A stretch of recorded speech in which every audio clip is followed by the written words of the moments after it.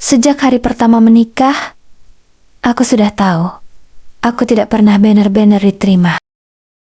Bukan karena sikapku, bukan karena aku kurang sopan, tapi karena aku datang ke keluarga itu tanpa apa-apa.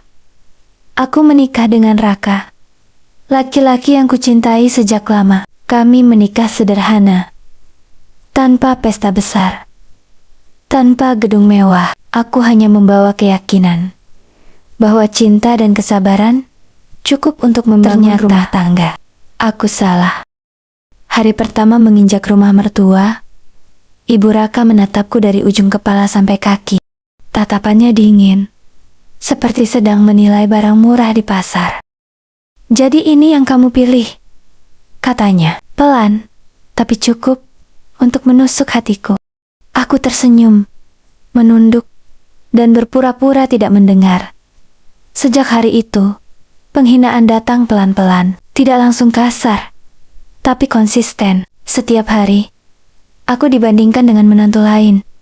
Aku disindir soal pekerjaanku. Aku direndahkan karena keluargaku tidak berada. "Dulu Raka itu bisa dapat yang lebih," ucapnya suatu malam, saat aku sedang mencuci piring. "Sekarang hidupnya pas-pasan begini."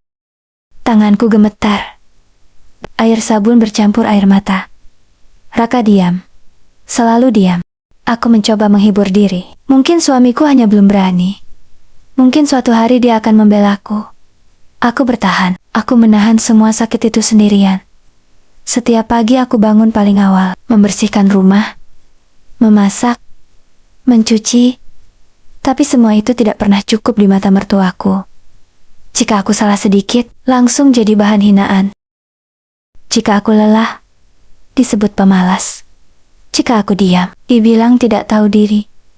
Pernah, suatu hari aku mendengar kalimat yang membuat dadaku seperti diremas. Perempuan miskin memang cuma bisa numpang hidup. Aku masuk kamar dan menangis tanpa suara. Aku tidak ingin Raka tahu. Aku tidak ingin menjadi istri yang mengadu. Aku hanya ingin dihargai. Waktu berlalu.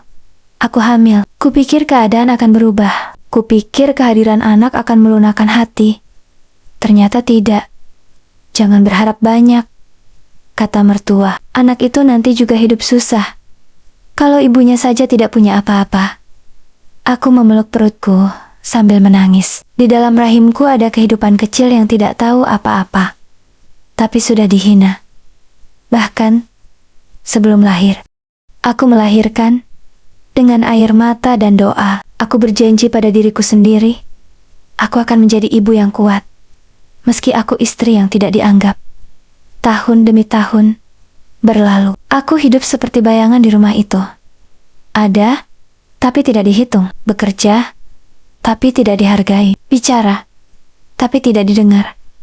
Sampai suatu hari, tubuhku tidak kuat lagi. Aku jatuh. Sakit, bukan karena penyakit berat, tapi karena lelah yang terlalu lama disimpan. Aku dirawat di rumah sakit kecil, sendirian. Raka datang terlambat, ibunya tidak datang sama sekali. Saat itulah aku sadar, aku tidak punya siapa-siapa di rumah itu. Setelah sembuh, aku membuat keputusan yang selama ini kutakuti. Aku pergi. Aku meninggalkan rumah itu tanpa drama, tanpa teriak, tanpa pertengkaran. Aku hanya meninggalkan sepucuk surat untuk suamiku. Aku pergi, bukan karena aku tidak cinta, tapi karena aku terlalu lama melupakan diriku sendiri. Aku kembali ke rumah orang tuaku. Hidup sederhana, berat, tapi aku merasa bernapas lagi. Aku mulai bekerja kecil-kecilan. Perlahan, aku bangkit. Waktu membuktikan segalanya. Beberapa tahun kemudian, usahaku berkembang. Aku bisa menyekolahkan anakku dengan baik. Aku bisa berdiri tanpa bergantung pada siapapun. Suatu sore, seseorang datang ke rumah. Ibunya Raka. Wajahnya menua. Langkahnya pelan. Tatapannya tidak lagi setajam dulu. "Aku kesini, mau minta maaf," katanya lirih.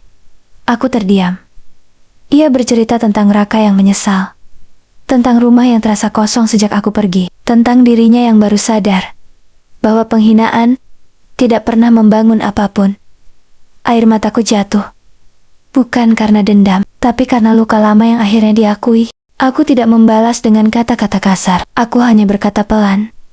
Aku hanya ingin dihargai. Sejak dulu, ia menangis. Hari itu aku belajar satu hal. Kesabaran memang indah, tapi kesabaran yang melukai diri sendiri bukanlah kewajiban.